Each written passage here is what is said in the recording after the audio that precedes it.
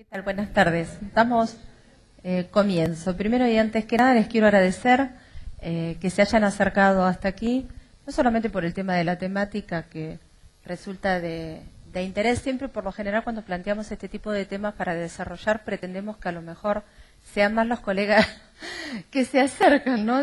Más que básicamente después por las consultas que uno recibe y demás, pero convengamos que con el día que hoy hace no es menor, el tiempo que ustedes estén realmente es gratificante. Muchos a lo mejor me conocen, tengo compañeros que veo aquí de facultad, otros que a lo mejor me han padecido desde otro lugar, como alumnos y bueno, y colegas también con los cuales en alguna que otra oportunidad hemos estado trabajando. No obstante, para aquellos que no me conocen, mi nombre está en pantalla, soy Marisa Troiano, arquitecta. Me especialicé en lo que es la seguridad e higiene en la industria de la construcción, en una carrera de posgrado que se dictó aquí en la Facultad de Arquitectura en Mar del Plata ya hace unos cuantos años, en el año 98, así que la verdad que hace tiempo que estoy trabajando en la temática, ¿no? Si bien se suman a su vez otros años que ya sé que estaba recibida, la verdad es que por mi actividad particular, bueno, me fui involucrando cada vez más con el tema y hoy por hoy básicamente estoy abocada a lo que es este área, ¿no? En cuanto a la prestación del servicio por parte de higiene y seguridad, como también asesora de riesgos por parte de una ART. Y siempre hemos trabajado el tema de capacitaciones, ¿no? Tanto, si bien vamos a ver que después la norma exige el hecho de la capacitación en materia de prevención de riesgos, porque tenemos una premisa básica en cuanto nadie puede prevenir lo que no conoce. Por eso es tan importante tomar lo que es la capacitación como una herramienta de prevención.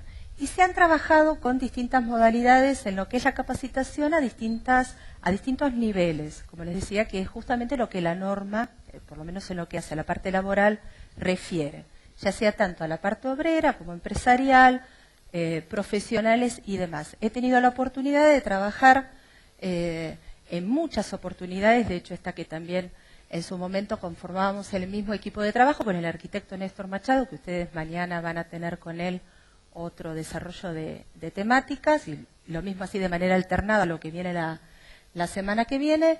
Este tipo de capacitaciones sean para fundación, colegios, cámaras y demás. Así que en ese sentido siempre lo que procuro es, si bien yo lo que les voy a presentar básicamente es la parte normativa en lo que es el día de hoy, como les decía, un poquito fuera de lo que era la charla puntualmente, tal vez son los temas como más pesados o más arduos.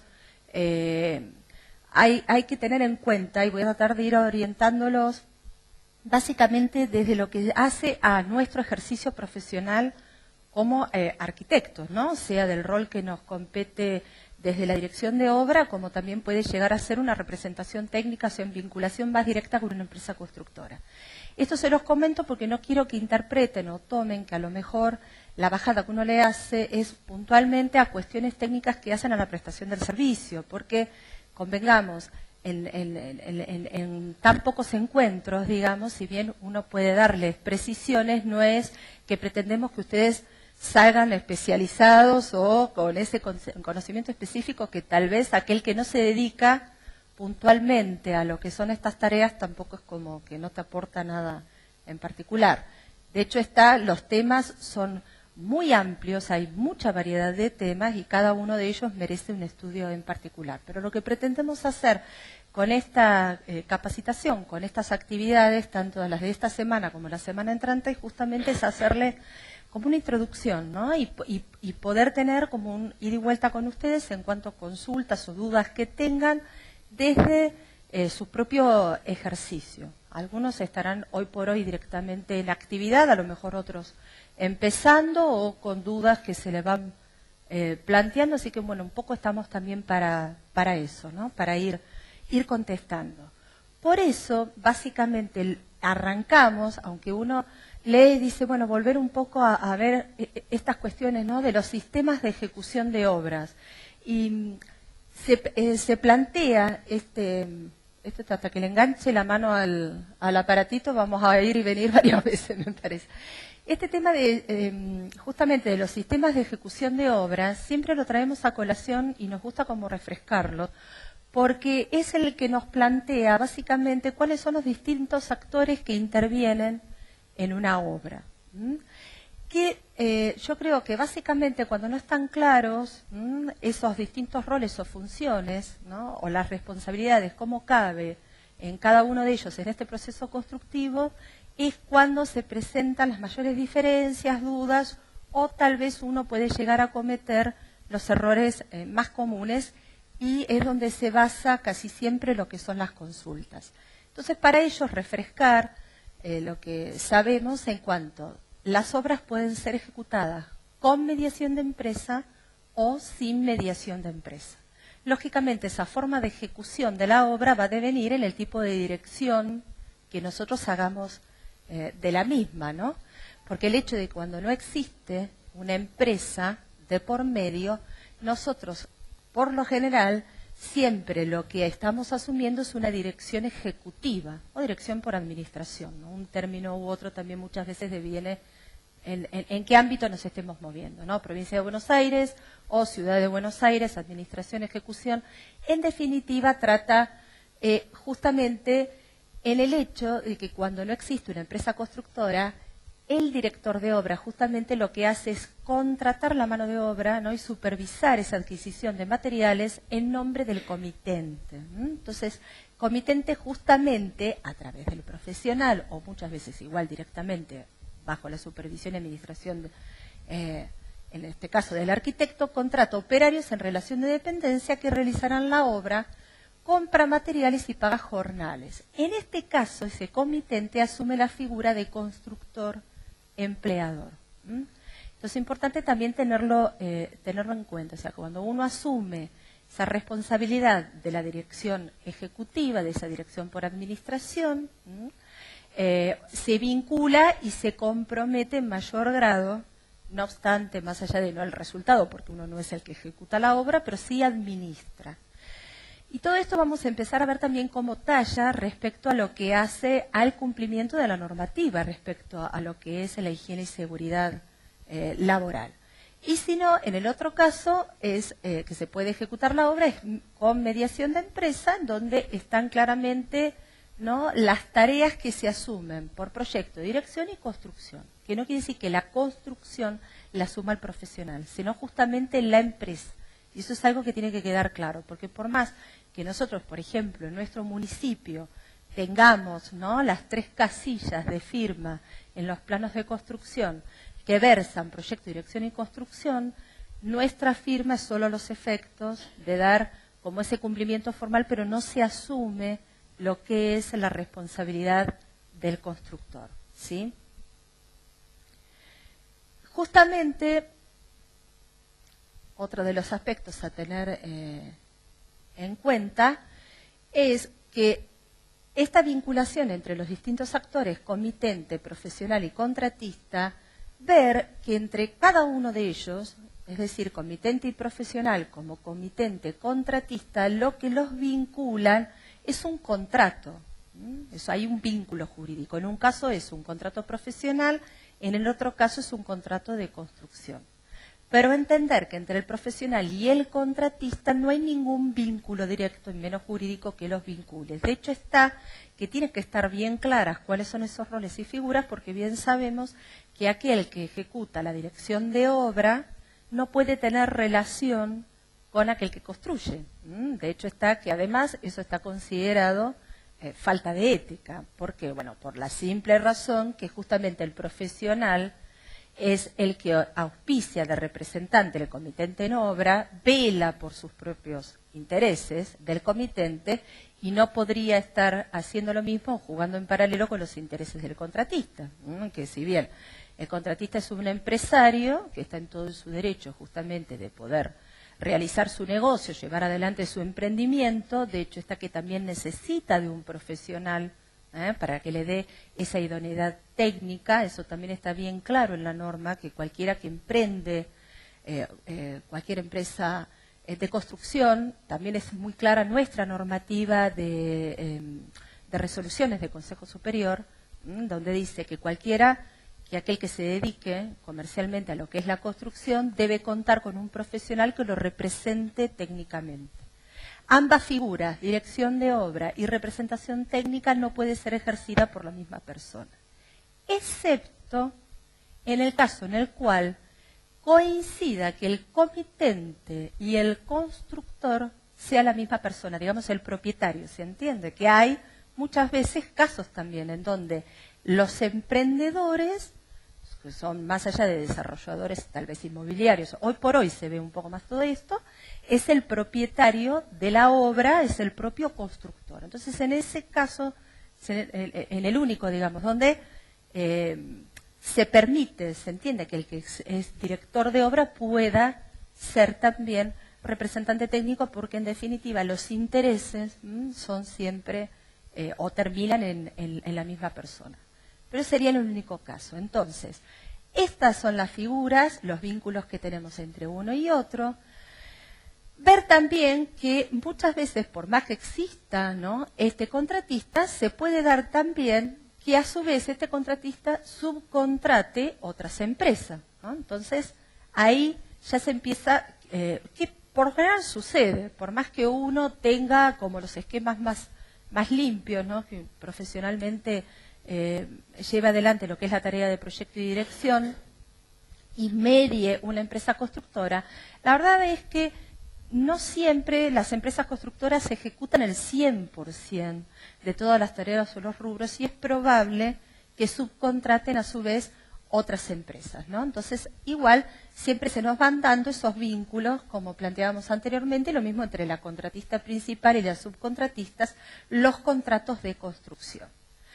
Ahora bien, hay otro caso, y creo que tal vez es el más común, ¿no?, también siempre dependiendo de la envergadura de la obra o la complejidad, que será la que nosotros llamamos como por contratos separados, ¿no?, en donde no existe una única empresa constructora, sino que la obra se ejecuta con una simultaneidad de participación de distintas empresas.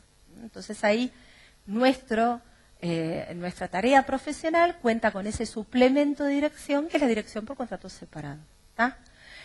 Ahora, ¿cuál es la mayor dificultad que uno encuentra en este tipo de esquemas? Cuando existe una empresa contratista principal, bien sabemos, y de hecho está siempre el contrato de construcción existe, entre lo que es el propietario y la empresa.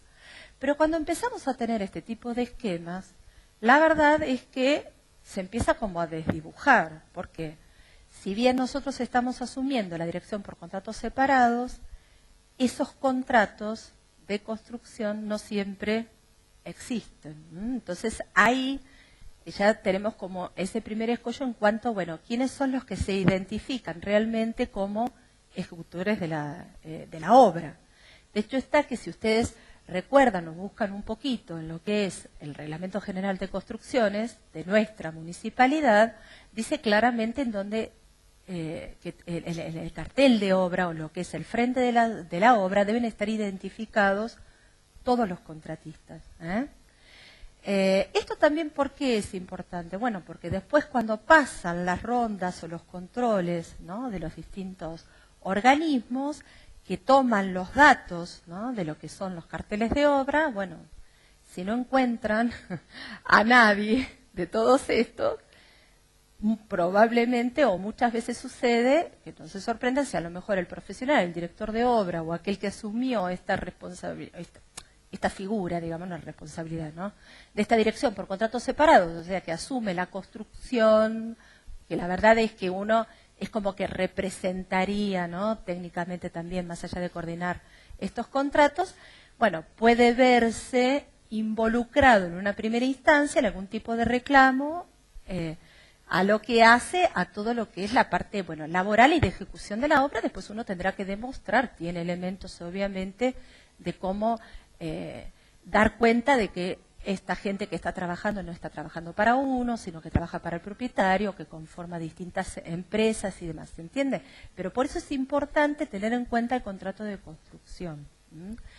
Y a veces también cuando consultan, bueno, en ese carácter o qué cláusulas y qué grado de complejidad o de desarrollo debe tener el contrato. Yo la verdad que siempre lo que aconsejo es, uno profesionalmente puede decir cuáles son las distintas partes que realmente debe contar, obviamente, de todos los datos de obra, el objeto, forma de pago, el precio, sistema de ejecución y demás, pero convengamos, modelos hay un montón, no siempre, no existe la receta exacta. Sí seamos conscientes, o sea, todo lo que uno sabe que tiene que estar como para poder asesorar a nuestro cliente, ¿no? Aquello que no debe pasar. Lo cierto es que este tipo de documentos es válido que también sea redactado, ¿no? Por, no digo un abogado, pero por alguien que realmente esté bien empapado en el tema, porque ustedes saben que bien vale todo lo que se pone, todo lo que se escribe, pero también no todo lo que queda afuera. Así que hay veces que tampoco sé hasta qué punto conviene ser tan minucioso y detallista, ¿no? En ciertos aspectos, cuando a lo mejor plantear algo de alguna manera más general pueda llegar a después, bueno, dejar abierto a que uno pueda especificar puntualmente en alguna de esas cláusulas.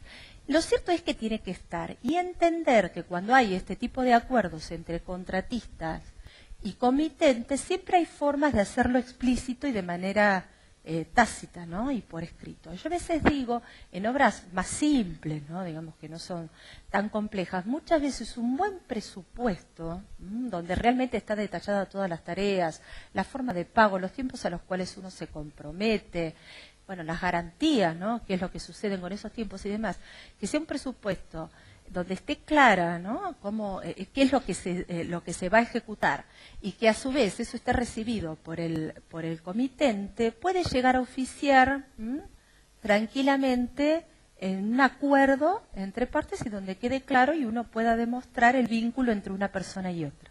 ¿Se entiende? Entonces, siempre procurar, uno de los primeros consejos entonces que se da respecto a todo esto es el hecho de que cuando se realiza la obra, ¿no? Por contratos separados o con mediación de empresa, que realmente tengamos ese documento para poder demostrar ese vínculo. Esta situación que yo les estoy planteando justamente nos refiere a lo que es la ley 22.250, que es la ley que regula la industria de la construcción. Ustedes habrán escuchado hablar por ahí del IERIC, el Instituto de Estadística y Registro de la Construcción. Justamente esta ley dice que están comprendidos en el régimen establecido, ¿no? Por la misma, el empleador de la industria de la construcción que ejecute obras de ingeniería o arquitectura, ya se trate de excavaciones, construcciones nuevas o de modificación, reparación, conservación o demolición de las existentes, de montaje o instalación de partes ya fabricadas de vía y obras. Esto lo traigo a colación porque a veces también algunas de las consultas que se hacen es, bueno, pero para una casita, como que uno minimiza por el tipo de obra si realmente cabe todas las de la ley. La verdad que todas las de la ley cabe según la relación y el vínculo que se estén dando. Fíjense que esto está claro. Desde el momento que existe un empleador, ya entra dentro de este régimen. Lo mismo vamos a ver con el tema de higiene y seguridad laboral, para que uno interprete y tome toda la normativa de higiene y seguridad. Justamente tiene que existir, primero y antes que nada, la relación de dependencia, o sea, empleado. Entonces, saber que todas, ¿no? Aquellas empresas, de hecho está que vieron que acá está el registro de construcción en lo que es la municipalidad, pero que tiene como esas dos categorías que, decir verdad, está tomado como de envergadura y escala de empresa, que en cuanto llama contratista y subcontratista, o sea, se confunden los términos de contratación por la escala. Uno refiere al subcontratista como la persona o aquella empresa que tiene una complejidad menor o una escala menor de empresa, y la contratista como si fuese la gran empresa. Cuando decir verdad, uno es contratista o subcontratista, depende de quién contrata a quién, en qué vínculo. Pero bueno, está diferenciado de esa manera, no como pequeños constructores. Y dice puntualmente, y esto hay que tenerlo en claro, que quedan excluidos del ámbito de aplicación de la ley, está claro, el personal de dirección, el administrativo, el técnico, el profesional, el jerárquico y el de supervisión, como también el propietario del inmueble que, no siendo empleador de la industria de la construcción, construya, repare o modifique su vivienda individual, y los trabajadores que en este caso ocupa directamente esta persona. O sea que para la ley también es claro que nosotros profesionalmente no estamos vinculados. Acá el tema está que siempre hay que poder demostrar claramente que uno no está vinculado en lo que es la ejecución de la obra. Que creo también que muchas veces las grandes confusiones se dan cuando no están claras o divididas esas funciones. Bien sabemos que nosotros nos podemos dedicar tranquilamente a lo que es la industria de la construcción desde la perspectiva de cualquier empresario, empresa constructora, negocio, lo que fuere, pero ahí ya nos caben justamente toda otra normativa y otras reglas de juego que escapan a lo que es el ejercicio profesional. Uno lo que siempre aconseja justamente es que definan claramente qué rol van a asumir o a qué se quieren dedicar, si a construir o a dirigir, a realizar una tarea profesional. No mezclen, empasten o anden, ¿no?, de costado por la banquina, porque ahí después es cuando empiezan realmente los problemas. Y fíjense que en este artículo, el 32 de esta ley justamente dice: quien contrate o subcontrate los servicios de contratistas o subcontratistas deberá requerir de estos las constancias, bueno, en aquel momento se llamaba Registro Nacional de la Industria de la Construcción, el famoso RENIC, y eran unas libretitas y demás. Y comunicar a lo que es el registro de la iniciación de la obra y su ubicación. Y dice que los empresarios, los propietarios y los profesionales, ¿no?, cuando se desempeñen como constructores de obra, otra vez volvemos como ese gris, ¿no?, el hecho de uno firmar o no, por eso se insiste siempre tanto desde el colegio el aclarar bien en carácter de qué uno está firmando esa construcción. Dice que contraten contratistas o subcontratistas que no hayan acreditado la inscripción en el registro, por esa sola omisión son responsables solidarios de las obligaciones que establece la ley. Entonces, por eso muchas veces cuando no queda clara cuál es la intervención del profesional, si en carácter profesional o en carácter de constructor, es que ustedes pueden ser que hayan visto o hayan recibido o hayan sabido de colegas que a lo mejor hayan recibido de este tipo de reclamos, tanto por parte del IERI como por parte del Ministerio, muchas veces también sucede. Cuando las cosas están claras y están todos identificados, no hay problema. No obstante, siempre esto, no vamos tampoco a ahondar mucho en ello, pero saber que cualquier vínculo jurídico que en definitiva uno firma, ¿no?, o contrato, tenemos distintas responsabilidades que se pueden desprender, ¿no?, en cuanto a asumir las consecuencias de la acción, tanto sea en materia civil como en materia penal. Casi siempre uno termina en lo que son estas tres últimas de impericia, imprudencia o negligencia, ¿no?, desde lo que es el ejercicio. Y cabe rescatarlas. Bueno, uno descarta que cualquiera pueda ejercer algún acto o hecho con intención, no dolo, ¿no?, o sea, directamente un delito. No creo que ninguno de nosotros andemos por esa vía, ¿no? Pero sí es cierto que tal vez uno puede llegar a cometer actos de impericia, imprudencia o negligencia en cuanto al primero, ¿no?, la falta de sabiduría, práctica, ¿no?, o experiencia. La imprudencia es siempre tratar de ir más allá, ¿no?, de lo que se puede, ¿no?, falta de templanza, cautela, moderación. Y negligencia, falta de cuidado o falta de aplicación, ¿no? Entonces estas tres, impericia, imprudencia, negligencia, manejarlas con este tipo de consecuencias, digamos, de responsabilidades con cierta atención. Y yo, como para cerrar esta parte, que es lo que refresca cuáles son los actores que entran en juego y después meternos de lleno también al tema que nos convoca, tengo acá dos comentarios que son como dos, no les digo que son dos posturas distintas o dos visiones diferentes, pero sí es cierto, no sé, la verdad, les soy sincera, qué es lo que va a empezar a pasar o interpretaciones que puedan llegar a ver a partir de ahora, que ustedes bien saben que a partir del 1 de agosto ya está en vigencia el nuevo Código Civil y Comercial. Debo decir también que lamentablemente a lo que nosotros nos refiere profesionalmente, aquellos artículos que nos compete desde el ejercicio, no nos ha tampoco tocado ni favorecido muy abiertamente.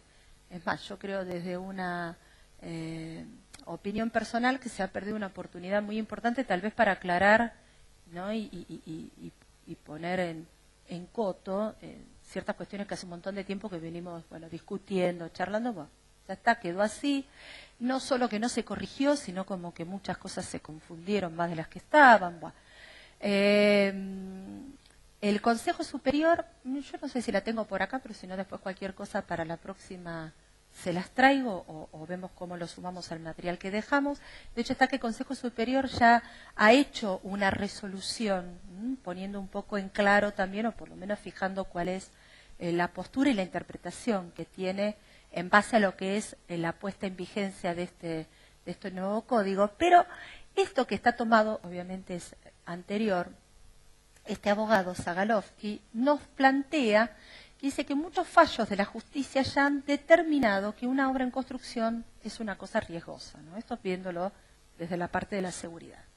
El director de obra es el encargado de hacer cumplir no solo con el proyecto, sino también de velar para que se cumplan todas las normas, ya sean estas de carácter nacional, provincial o municipal, entre ellas las de seguridad en obra.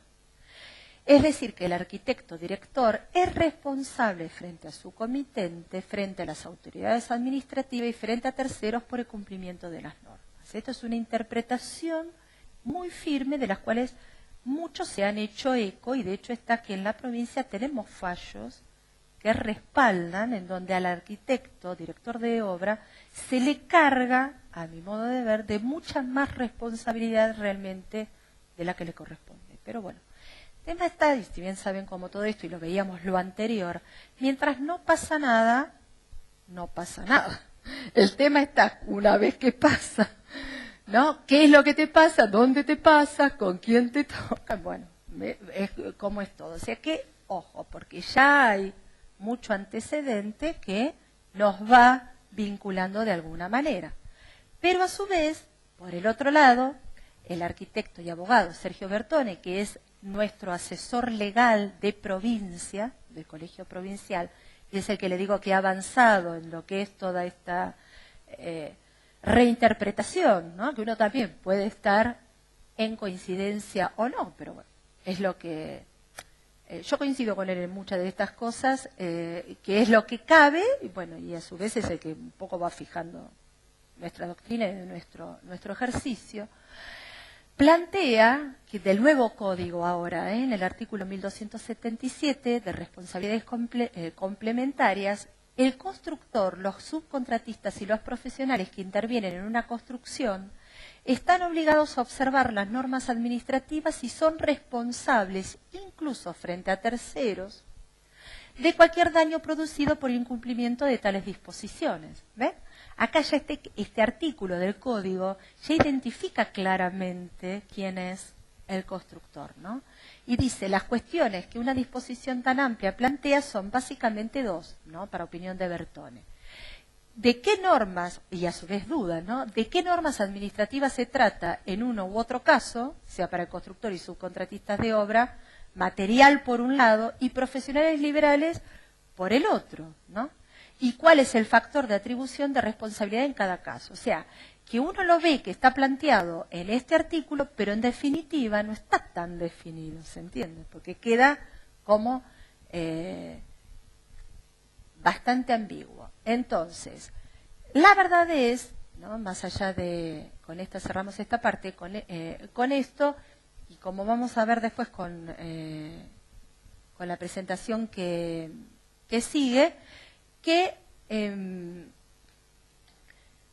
el profesional, como forma parte, ¿no? de ese proceso constructivo, está involucrado, ¿no? Después yo siempre lo que digo, puede llegar a ver hasta qué grado, ¿no? de responsabilidad tiene o le juega, pero lo cierto es que en primera instancia va a estar involucrado, y además también piensen que como es el representante del comitente y es el idóneo que debe asesorar, ¿no? al cliente, y bien sabemos todos nosotros que no podemos aducir desconocimiento de las normas.